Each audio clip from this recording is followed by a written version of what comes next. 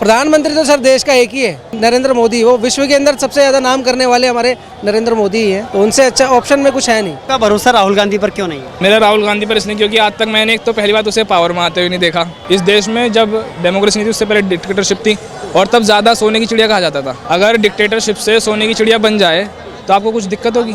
ममता बनर्जी के राज में तो जी लड़ाई होती रहती है, मैं तो जब भी सुनता हूँ। असली डिक्टेटरशिप तो मुझे वहाँ लगती है। राहुल गांधी जी के बारे में तो ये कहूँगा कि जब उन्होंने इतने बड़े कॉलेज से डिग्री वगैरह ली है और इतना पढ़े हुए हैं, तो उन्हें कुछ अच्छा काम करना चाहिए था, और ये इलॉजिकल बातें करने से तो चुनाव जीते नहीं जाते। महिलाओं को लखपति और किसानों को एमएसपी। ऐसा होता है कि अगर आप किसी को फ्री में पैसे बांटने लगो लखपति ऐसे, तो फिर देश और डूब ही जाएगा। पिछले 10 साल में मोदी सरकार ने क्या बेहतर किया है?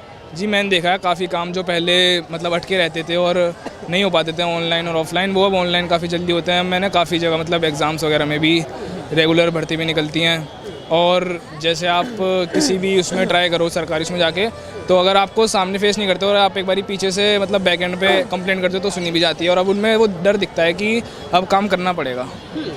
लेकिन एक और बात है ना कि अक्सर राहुल गांधी एक बात कहते हैं कि युवा बेरोजगार घूम रहा है, परेशान है, आत्महत्या कर रहा है, दर दर की ठोकरें खा रहा है। आपको क्या लगता है कि मोदी सरकार आने के बाद में युवा परेशान है? जी बेरोज़गार तो राहुल गांधी खुद भी है। वो उसने इतनी मतलब ऑक्सफोर्ड से भी पढ़ाई करी। अगर वो इतना वो होता तो उसमें आता नहीं, और अगर इतना उसमें होता तो वो जीत जाता, क्योंकि इंसान पढ़ लिखने के बाद एक काबिल बनता है, तो उसे काफ़ी चीज़ें समझ में आती हैं, सिखाई जाती हैं।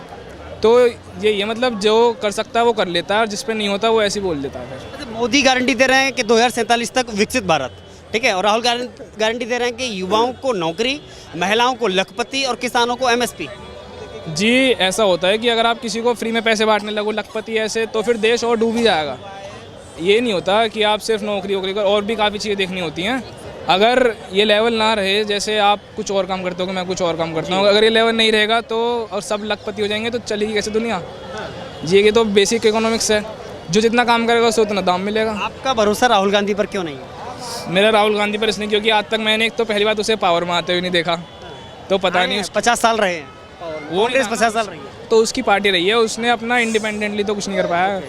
एक तो इसलिए, और मुझे लगता है कि मतलब ये लोग पहले कुछ और बोलते हैं और उसके बाद कुछ और बोलते हैं। मतलब ये सिर्फ मैं देखता हूँ डायरेक्ट एक दूसरे को कंपटीशन देते हैं। अगर एक दिमागदार इंसान होता, अगर जैसे मैं कभी खड़ा होता, तो मैं ये नहीं करता कि दूसरी पार्टी को क्रिटिसाइज़ कर रहा हूँ या फिर मैं उसको दिखा रहा हूँ कि वो नीचे मैं ऊपर। मैं करता कि मैं तो अपना करके दिखा दूँगा जो मेरे को करना होगा। बाकी आपको ये वो नहीं बनता कि आप किसी को मतलब सामने मेरी वीडियो ले रहे हो, आप कहीं से उठा रहे हो, अपनी पीआर टीम से करवा रहे हो। अभी तो ऐसे भी कांग्रेस ने कहा था कि हमारे जी सारे खाते ब्लॉक पड़े हैं, फिर उनके अखबार में इश्तेहार कैसे आ रहे हैं, उनकी पीआर टीम कैसे एक्टिव हो रही है। भाई ये तो झूठी बात हुई।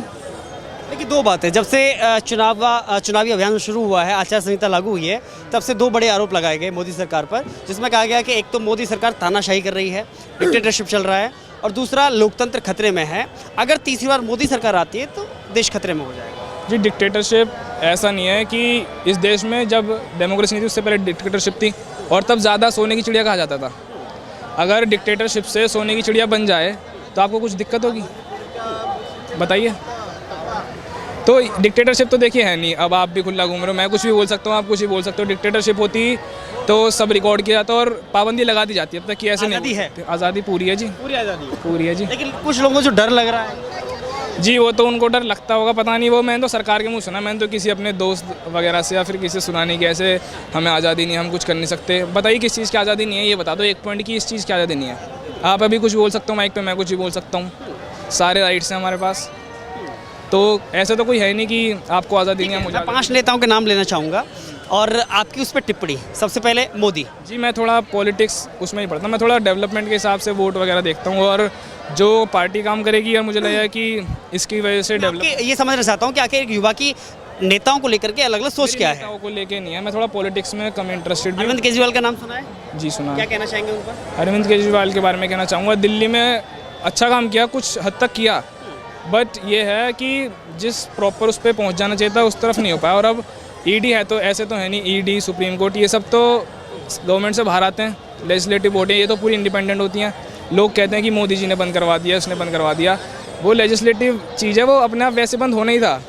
ठीक है। राहुल गांधी जी के बारे में तो ये कहूँगा कि जब उन्होंने इतने बड़े कॉलेज से डिग्री वगैरह ली है और इतना पढ़े हुए हैं तो उन्हें कुछ अच्छा काम करना चाहिए था।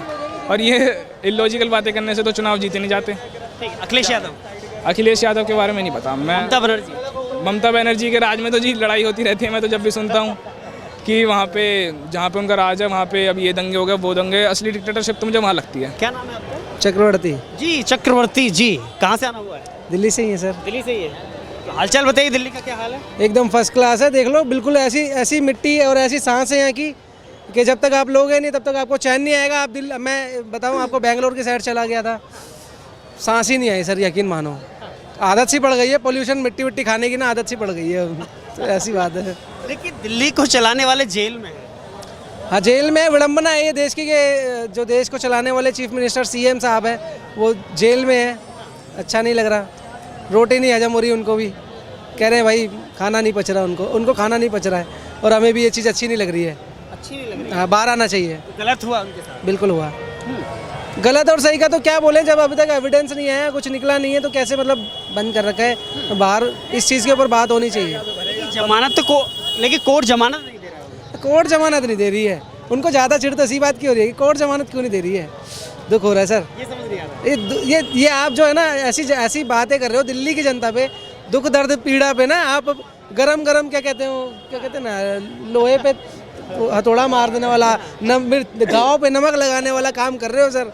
दिल्ली वाले बिदक जाएंगे और सर यहीं रोने लग जाएंगे यहीं पे। आप समझ नहीं रहे हो, ऐसी बातें ना करो। केजरीवाल के लिए मत बोलो यहाँ पे। लेकिन दिल्ली में जगह जगह पोस्टर लगाए जा रहे हैं, कहा जा रहा है जेल का बदला जनता लेगी। जेल का बंदा, देखिए सर, जनता के ऊपर ना किसी का हक नहीं चलता, ये बात तो आप मानते हो, क्योंकि चलता है ईवीएम का चलता है। हाँ अब ये तो देखो सर, ये तो वो बताएंगे जो सियासी राजा हैं वो बताएंगे, लेकिन जनता के हाथ में एक वोट की ताकत है। वो चाहे तो किसी को भी कुछ भी बना सकती है। वो भिखारी को राजा बना देती है तो राजा को भिखारी भी बना सकती है। इस बार जनता की वोट की चोट कहाँ लग रही है? दिल्ली के अंदर सर मैं आपको बताऊँ ना तो केजरीवाल को हटाना थोड़ा सा मुश्किल है। हाँ सीटें जाएगी, लेकिन पसंद बहुत करते हैं उनको, गरीब लोग बहुत ज़्यादा पसंद करते हैं उनको। आपके हिसाब से देश के लिए प्रधानमंत्री कौन बेहतर है? प्रधानमंत्री तो सर देश का एक ही है, नरेंद्र मोदी। वो विश्व के अंदर सबसे ज़्यादा नाम करने वाले हमारे नरेंद्र मोदी ही हैं, तो उनसे अच्छा ऑप्शन में कुछ है नहीं। उन्होंने क्या अच्छा किया है सर विश्व नीति में बात करेंगे ना, इंटरनेशनल नाम इतना अच्छा हो गया है। आज अगर आप जाएंगे, एक समय पहले इंडिया को इतना इस तरीके से हाईलाइट तरीके से नहीं जानते थे जिस तरीके से इंडिया में अब ये नरेंद्र मोदी जी आए हैं। उसके बाद से इतने सारे ओकेशन आए हैं हमारे इंडिया में, काफ़ी सारे G20 को भी लीड करा हम लोगों ने।